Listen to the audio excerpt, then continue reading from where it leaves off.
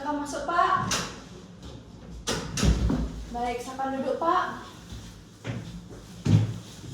Baik, selamat pagi, Pak. Pagi, dokter. Perkenalkan, nama saya Dr. Mercy Sepanya yang akan melakukan pemeriksaan pada hari ini. Dengan nama Bapak siapa? Bapak Atar, Umurnya berapa? umurnya 30 tahun. Baik, jenis kelamin Bapak laki-laki ya, Pak ya. Maaf sedikit sensitif untuk agama yang Bapak anut. Saya agama Islam. Sukunya, Pak? Sukunya saya suku Melayu. Baik, Bapak tinggal di mana, Pak? Melayu Bawang Hijau. Untuk pendidikan terakhir Bapak? Saya terakhir pendidikan itu S1. Baik, Bapak sudah menikah atau belum, Pak? Sudah. Sudah. Bapak pekerjaannya apa, Pak?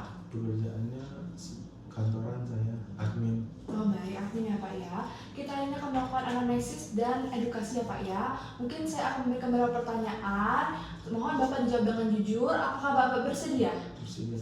Baik Bapak. Sekarang tujuan anamnesis ini Pak adalah sesi tanya jawab untuk menegakkan diagnosis ya Pak ya. Bapak datang ke sini dengan keluhan utama apa Pak? Saya tuh sering haus, dokter. Dan juga saya juga sering buang air kecil. Terus saya juga lemes gitu, dokter. Sudah Terus mudah lapar juga. Sudah sejak kapan Pak? Sudah sejak 1 bulan terakhir. 1 bulan terakhir ya Pak ya. Ini keluhannya itu sudah mengganggu belum Pak? Dan itu tuh Bapak terjadi karena Bapak makan atau aktivitas apa Pak yang Bapak lakukan sehingga muncul keluhan ini? Ini saya tuh dok suka makan makanan manis. Mm-hmm. Terus saya juga suka makan goreng-gorengan, tepung-tepungan. Terus ini juga udah mengganggu banget dok. Saya lemes kan, terus sering makan juga, sering gatal itu ganggu. Baik Bapak, berarti makan makanan Bapak sama aktivitas Bapak yang memicu keluhan ini muncul ya Pak ya?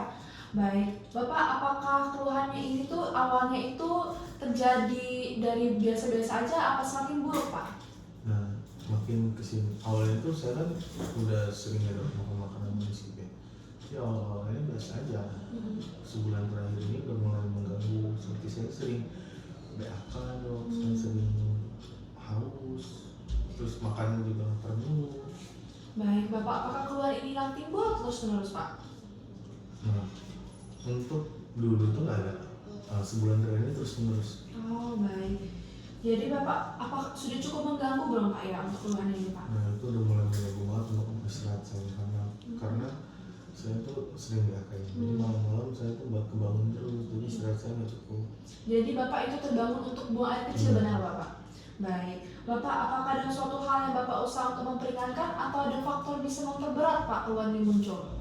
Nah belum ada sih dok kalau untuk ringan ini karena sekarang masih sering banget. Terus kalau untuk memperberatnya dok itu karena saya masih suka masak jadi kayak mungkin belum hilang ini karena itu ya saya menduganya sudah saya atau saya belum tahu. Baik Bapak, apa sering haus Pak? Akhir-akhir ini? Sering banget. Sering haus ya Pak ya. Untuk buang air kecil apakah sering Pak? Banget. Bisa berapa kali Pak dalam sehari? Saya itu mungkin bisa berkali-kali ya dok karena nggak kehitung sering-seringnya. Ya itu karena Bapak minum, kalau saya boleh tahu berapa banyak ya Pak ya Bapak minum? Saya minum air sehari. Iya. Nah dokter tahu botol aqua yang besar nggak? Iya. Nah saya bisa habis 8-9 minum botol. Oh, baik. Bapak kalau Bapak sering haus, sering buang air kecil, apa Bapak sering lapar Pak? Nah jadi dok saya kan kalau makan siang nggak dia dok banyak porsinya. Nah saya tuh habis makan siang 1 jam 2 jam masih lapar lagi. Masih lapar ya Pak ya. Padahal Bapak sudah makan belum Pak itu? Sudah makan Pak? Iya makan Tapi siang lapar lagi? habis itu lapar lagi. Iya. Bapak, apakah Bapak akhir-akhir ini ada merasa baju Bapak seperti kelonggaran atau kesempitan, atau Bapak ada cek Pak timbangan di rumah? Nah, Jadi dilihat. saya di rumah ada timbangan. Jadi saya tuh lumayan sering cek timbangan lah. Nah akhir-akhir ini bulan terakhir itu saya turun 5 kilo. Lalu juga agak lemas. Turun 5 kilo lemas padahal saya makannya nggak banyak. Saya makannya banyak karena saya kan lagi lapar-laparnya nih mau makan terus ini makannya banyak. Tapi berat badan saya malah turun dok. Itu udah terjadi selama 1 bulan benar Bapak? Iya. Benar ya Pak ya. Itu Bapak apakah merasa lemas Pak akhir-akhir ini? Lemas juga ya Pak ya. Apa Pak penglihatan Bapak buram atau normal saja Pak? Nah, penglihatan tuh udah mulai kayak kabur-kabur gitu dok. Baik. Bapak kalau sehari-hari ada ngerasa kesemutan nggak Pak di bagian kaki atau tangan? Nah lumayan tapi semutannya nggak yang sering hilang timbul aja sebenarnya. Oh jadi untuk semutannya itu biasanya pada kapan Pak? Malam hari kah? Pagi hari? Malam. Seringnya malam ya Pak ya, karena hilang timbul Pak ya.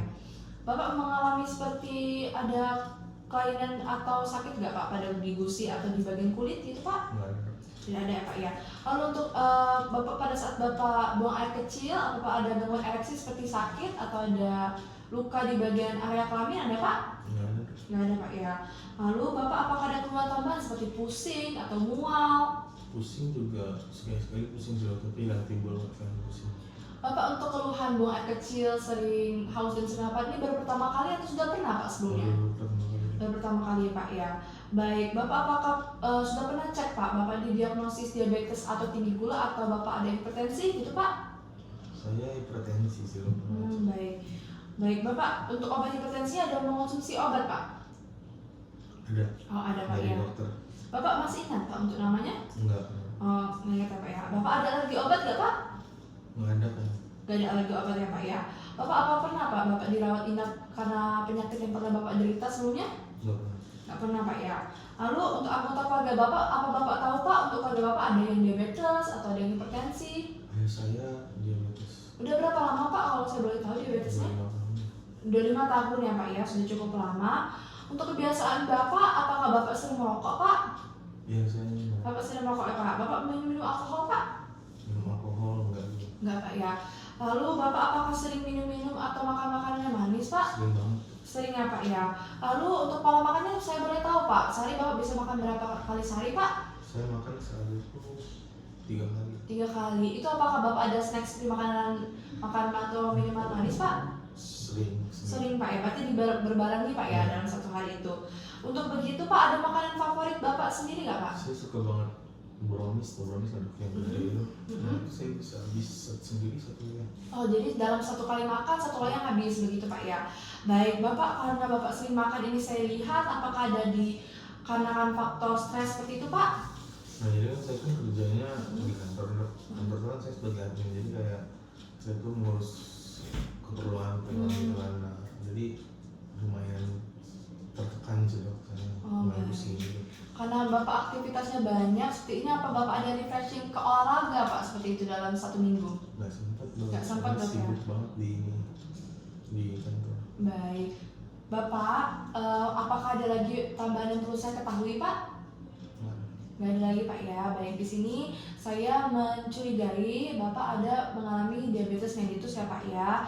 Hal ini kemungkinan besar dikarenakan terlihat dari gejala-gejala Bapak dan keluhan yang Bapak alami seperti Bapak sering haus, sering lapar, dan sering buang air kecil ya Pak ya. Serta Bapak juga ada faktor keturunan dari keluarga Bapak ya Pak, di mana ayah Bapak mengalami diabetes. Nah di sini Pak, diabetes itu apa? Diabetes mellitus itu adalah kondisi tubuh Bapak di mana Bapak itu makan, namun makan Bapak itu penuh atau tinggi akan gula Pak. Sehingga di tubuh kita ada namanya hormon insulin, adalah hormon yang sebenarnya mengatur gula dalam tubuh. Namun tubuh Bapak itu sudah resistan atau dia itu tidak bisa menampung gula itu lagi Pak ya.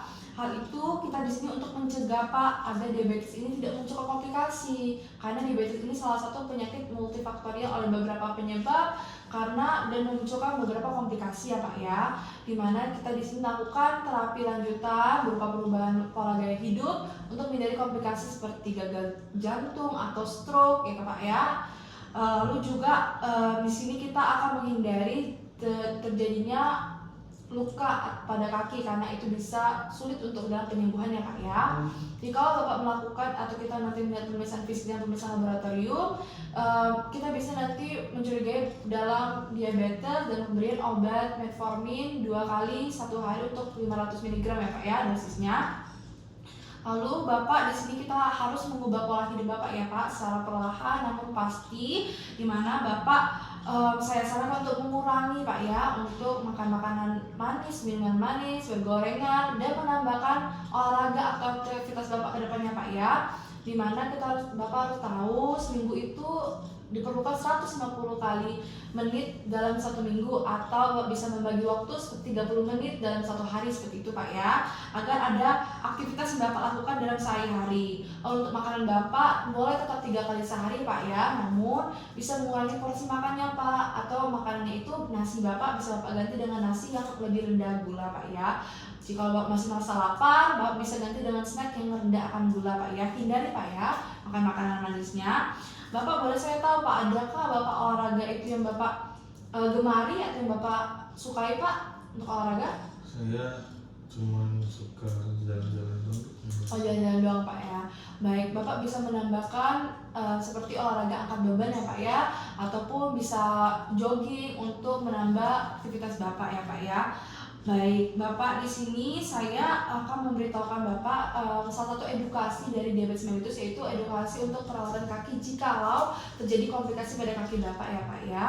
Di sini pertama-tama saya ingin memberitahukan bahwa diabetes mellitus ini kan memberikan komplikasi kemungkinan pada menyerang bagian arteri perifer atau bagian ekstremitas Bapak ya Pak, khususnya di bagian ekstremitas bawah atau bisa dibilang kaki Pak ya. Di sini saya sarankan Bapak itu tidak boleh berjalan tanpa alas kaki ya Pak ya, gunakan alas kaki tersebut.